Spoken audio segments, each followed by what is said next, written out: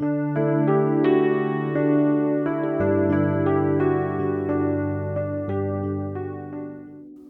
வரப்போகும் இயேசுவின் நாமத்தினாலே இந்த ஜீஸ் வித் அஸ் நிகழ்ச்சிக்கு உங்களை வரவேற்பதில் மிக்க மகிழ்ச்சி. இன்றைக்கும் 1 யோவான் 2ஆம் அதிகாரத்தில் 18ஆம் வசனத்தை நம்ம வாசிக்கலாம்.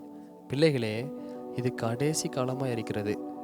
அந்தி கிறிஸ்து வருகிறான் என்று நீங்கள் கேள்விப்பட்டபடி இப்பொழுது அநேக அந்தி கிறிஸ்துகள் இருக்கிறார்கள். அதனாலே இது கடைசி காலம் என்று அறிகிறோம். என்ன கடைசி காலம்னு சொல்கிறீங்க அப்படின்னு கேட்டிங்கன்னா, இப்போ கடைசி காலம் ஆரம்பிக்கலை. கடைசி காலம் என்பது ஆதி அப்போஸ்தலர் காலத்தில் இது கடைசி காலம்தான். அப்போ இருந்தது கடைசி காலத்தின் ஆரம்ப நிலை, அவங்க இருந்தது.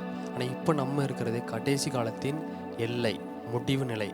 நமக்கு எட்ஜ் ஆஃப் த பாயிண்டில் இருக்கிறோம், கத்தி முனையில் இருக்கணும். நம்ம முடிவு வந்து விட்டது, நெருங்கி விட்டது. ஏசப்பா சீக்கிரம் வரப்போகிறாரு. எல்லா காரியங்களும் தேவன் சொன்னபடியே அச்சசலாக 100% அக்யூரேட்டாக நடந்துட்டு வருது. இப்போ ஏசப்பா சீக்கிரம் வரப்போகிறாரு. அதான் அந்த பைபிள் நமக்கு சொல்லுது 1 யோவானில் இது கடைசி காலமாக இருக்குது என்பதாக. 18ஆம் வசனத்தை நீங்கள் வாசிங்கன்னா 2ஆம் அதிகாரத்தில், பிள்ளைகளே இது கடைசி காலமாக இருக்கிறது, அந்தி கிறிஸ்து வருகிறார் என்று அறிவீர்கள். அந்தி கிறிஸ்துன்றது கிறிஸ்துவுக்கு எதிரானவர்கள், இல்லை கிறிஸ்துவர்களே இருக்கலாம், இல்லை போதகர்களாக இருக்கலாம், யாரும் நமக்கு தெரியாது. ஆனால் கிறிஸ்துவ உபதேசம் இல்லாமல் வேறொரு உபதேசத்தை கொண்டு வந்து திணிக்கிறவர்கள், இவர்கள் தான் அந்தி கிறிஸ்து என்று வேதம் நமக்கு தெளிவாக சொல்லுது. அப்போ கிறிஸ்து எப்படி செயல்படுறார், ஏசப்பா எப்படி செயல்படுறார்? பாவத்தை மன்னிப்பார், பல்லோர் ராஜ்யத்துக்கு நம்மளை எடுத்துக்கொண்டு போவார். ஆனால் மீண்டும் மீண்டும் அந்த பாவத்தை செய்யக்கூடாது. நம்ம அவருக்காக ரிப்பண்ட் ஆகணும். நம்ம நேற்று பார்த்தபடி ஆண்டவர் நமக்கு பாவ மன்னிப்பு வச்சுருக்கிறாரு. நமக்கு மாத்திரம் இல்லை, உலகத்தில் எல்லாருக்கும் பாவ மன்னிப்பு ஆண்டவர் வச்சுருக்கிறாரு. அப்போ அதை கேட்டு அதை பெற்றுக்கொண்டு நம்ம பரிசுத்தவான்களாக வாழணும். பாவ மன்னிப்பு நிச்சயம் நமக்கு இருக்கணும். ஏன்னா அது கடைசி காலமாக இருக்குது. நிறைய கள்ள போதகர்களும் அந்தி கிறிஸ்துக்களும் பெருகி விட்டாங்க. நீங்கள் பார்க்குறீங்க. நீங்கள் நம்ம இல்லைன்னு சொல்லவே முடியாது. யாரோட உபதேசத்தை எப்படி நம்புறது, இவங்க சொல்கிறது கரெக்டாக இல்லை இவங்க சொல்கிறது கரெக்டாக, இதெல்லாம் நீங்கள் பார்க்கணும். நீங்கள் வேதத்தை வாசித்து பார்க்கணும், எது கரெக்டாக ஆண்டவர் உங்களுக்கே உணர்த்துவார். நீங்கள் படிக்கணும் வேதத்தை எடுத்து.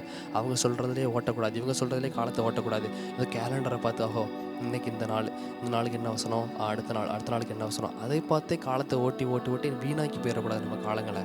வேதத்தை எடுத்து நீங்கள் வாசித்து பார்க்கணும். தினம் ஒவ்வொரு காரியங்களை தொடர்ச்சியாக வாசிக்கும் போது ஆண்டவர் நம்மகிட்ட பேசுவார், நமக்கே உணர்த்துவார். வேதம் இப்படி தான் செயல்படுகிறதா, இவங்க தான் உண்மையானவர்களா, இவர்கள் தான் போலிக்காரர்களா, இவர்களாம் ஓநாய்களா, அப்படி நமக்கு தெரிஞ்சிடும். ஆண்டவர் அதிகம் அழகாக பரிசுத்தவான்கள் நமக்கு விளக்குவார். அதனால தான் கடைசி காலம். அப்போஸ்தலர் காலம் என்பது கடைசி காலத்தின் ஆரம்ப நிலை. இப்போ நம்ம கடைசி காலத்தின் முடிவு பகுதிக்கு வந்துட்டோம். ஏசப்பா சீக்கிரம் வரப்போகிறாரு, கடைசி காலம் முடிய போகிறது. மனம் திரும்புவோம். இன்னும் நம்ம என்ன காரியத்தில் ஆண்டவரை நோக்கி ஓடணுமோ அந்த காரியத்தை நோக்கி ஓடிக்கிட்டே இருப்போம். எக்காலசத்தை காதுகளை துணிக்கணும், காதுகளை பரிசுத்தப்படுத்துங்க, உடம்பு ஃபுல்லாக பரிசுத்தப்படுத்து. கடைசி காலமாக இருப்பதனால தேவனை நோக்கி நம்ம ஓடணும், வருகையில் பங்கு பெறணும், நம்மளும் மருவமாகணும், கைவிடப்பட்டு போயிடக்கூடாது. பெரிய அவமானம் அது.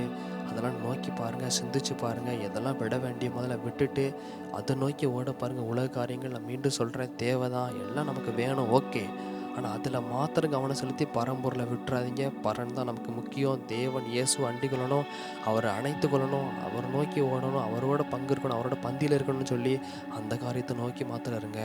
ஆண்டவர் நிச்சயமாக அதன்படி நம்ம நடத்துவார். ஜெபம் பண்ணுவோமா? ஏசப்பா, உங்கள் வருகை வரப்போ இந்த கடைசி காலமாக இருக்கு நாங்கள் அறிவு ஆண்டவரே. நிறைய பேர் சொல்கிறாங்க, ஆனால் நாங்கள் இன்னும் தெளிவாகி இன்னும் ரெப்பண்டாக கிருபதாங்க, நாங்கள் மனம் திரும்ப கிருபதாங்க. ஏசப்பா, மனம் திரும்பி ஆண்டவரே உங்கள் சமூகத்தில் வருவதற்கு எங்களை தயார்படுத்துங்க ஆண்டவரே, எங்களை பரிசுத்தப்படுத்துங்க ஆண்டவரே. இயேசுவே தேவனே, இன்னும் எத்தனை சபைகள் தயாராகாமல் இருந்தாலும் தெரியாது ஏசப்பா. இன்னும் தயார்படுத்துங்க ஆண்டவரே. எங்களை இன்னும் ஏசப்பா வரைக்கு எங்களை ஆயத்தப்படுத்துங்க, எங்களை பரிசுத்தப்படுத்துங்க, சிந்தனைகளை பரிசுத்தப்படுத்துங்க ஆண்டவரே. இதெல்லாம் நாங்கள் நோக்கி ஓடிக்கொண்டிருக்கோமா ஏசப்பா? உங்கள் ராஜ்யத்துக்காக காரியத்தை நோக்கி ஓட எங்களுக்கு கிருபைதாங்க ஏசப்பா. ஏசப்பா உங்கள் கிருபை எப்பவும் தாங்கி நடந்துட்டு ஆண்டவரே. ஏசப்பா எங்கள் தேவையெல்லாம் சந்திச்சு நடத்துங்க.